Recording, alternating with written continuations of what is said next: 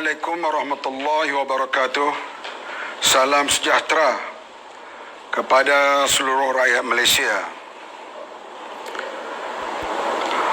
Daripada langkah awal untuk mengambil alih kerajaan, langkah syaitan ataupun langkah syaitan, ia telah menghancurkan sistem demokrasi yang berjalan begitu lama di Malaysia sejak daripada tahun 55. Sebelum merdeka, sampailah ianya dihancurkan pada tahun 2020 melalui gerakan syaitan yang tak perlu saya ulas lagi.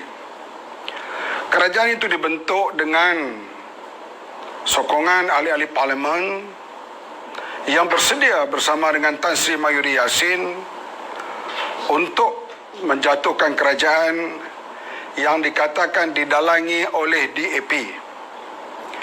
Kerajaan Malaysia berada dalam keadaan yang cemas kerana DAP dominan. Ini tuduhan mereka. Islam terancam.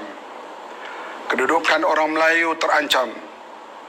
Akhirnya, ahli-ahli parlimen daripada berbagai parti, terutamanya dari Bersatu, UMNO dan PAS, bergabung tenaga menggerakkan langkah syaitan.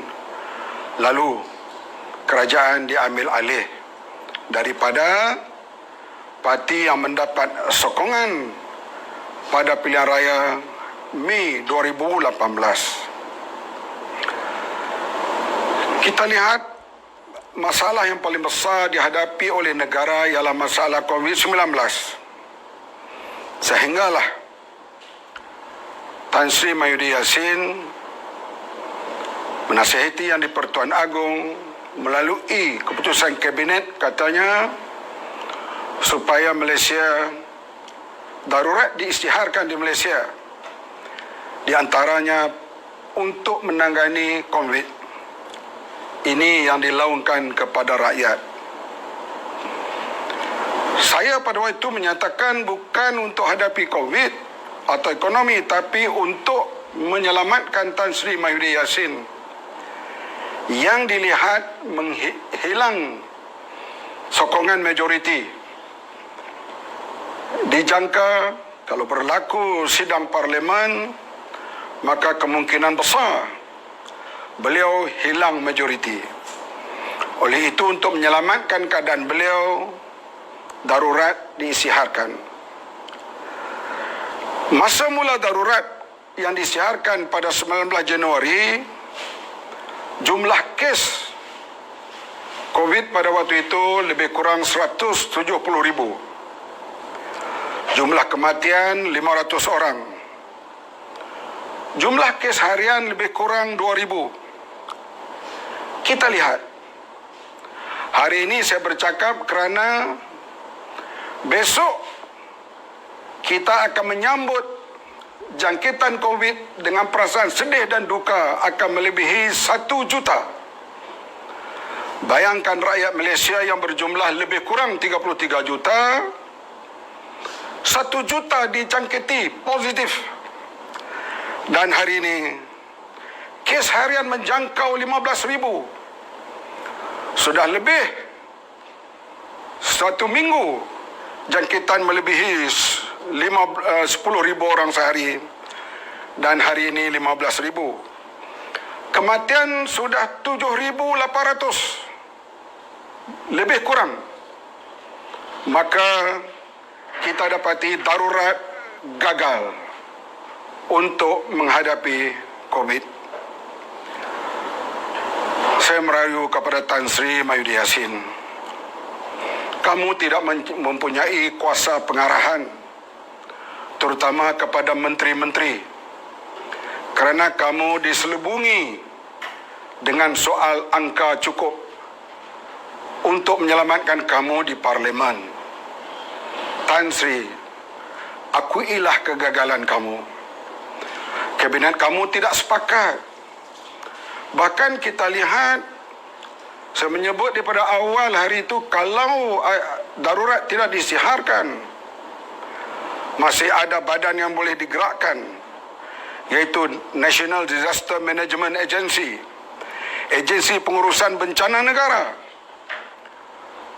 Di situ ada puluhan ribu boleh dikerahkan tenaga mereka di bawah NADMA.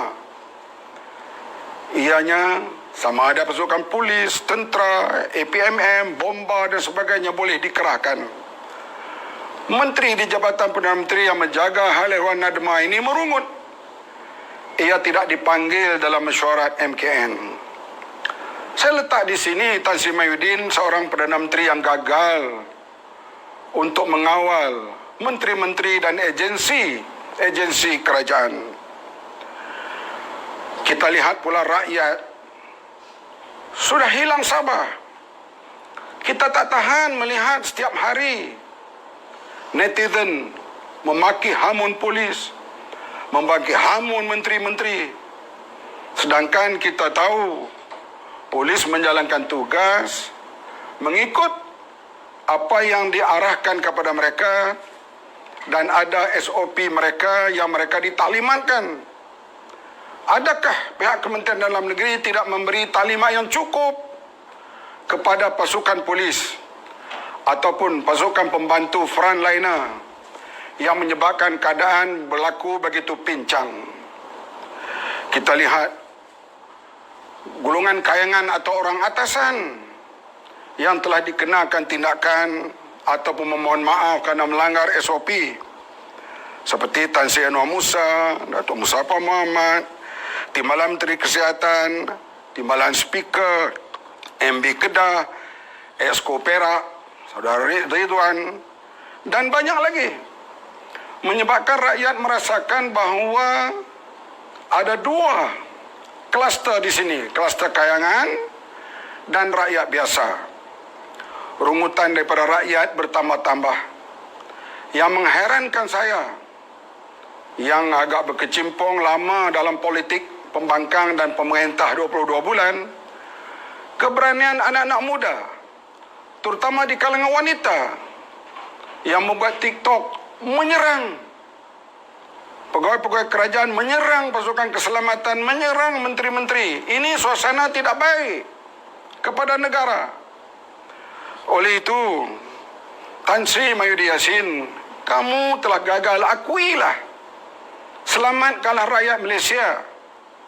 Berundur dengan baik supaya orang lain dapat mengambil alih dan mengemukakan formula-formula baru, terutama untuk hadapi COVID-19 dan juga untuk menjajar semula keadaan ekonomi yang sekarang begitu parah. Ya, kita akui apabila pembangkang mengatakan bahawa kerajaan ini gagal, memang itu kerja pembangkang. Dia membangkang, mengkritik, sama juga masa kita memerintah dulu dalam PH. Tetapi kita lihat sekarang ini, yang mengatakan kerajaan Perikatan Nasional ini gagal ialah Bloomberg. Mereka ini hanya bincang ekonomi dan perniagaan. Mereka jarang menyentuh hal-hal politik. Apabila Bloomberg mengatakan Malaysia sedang gagal dan akan gagal, ia membawa akibat buruk dalam iklim ekonomi dan pelaburan di Malaysia sekarang dan pada masa yang akan datang. Pengangguran bertambah setiap hari. Bendera putih telah dinaikkan. Kita bimbang kalau keadaan MCO ini berjalan seperti sekarang diulang tanpa ada pembaharuan yang lain, janganlah sampai rakyat membunuh diri.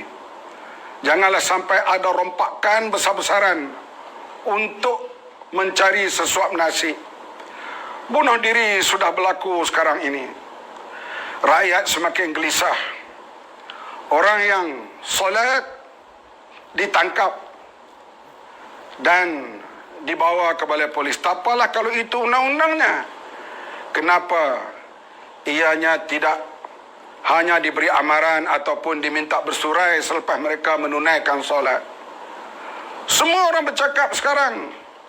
Orang takut nak pergi sembahyang kerana akan ditangkap. Ini pandangan umum rakyat sekarang ini. Sudah tentulah yang selamat, yang tidak solat. Ini keadaan yang berlaku sekarang ini di negara kita ini. Dan keadaan ini akan lebih parah dari hari ke hari.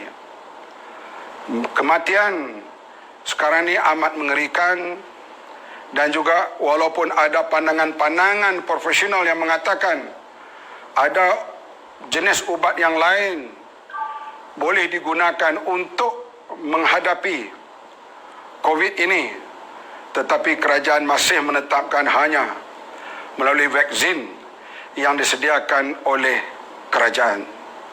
Oleh itu, keadaan kepincangan ini tak boleh dibiarkan. Besok lebih daripada 1 juta yang telah dijangkiti, dan kematian semakin meningkat sehari, tiap-tiap hari. Kalau dulunya tahun lepas mereka yang berpotensi yang meninggal dunia kebanyakannya umur 60 tahun ke atas.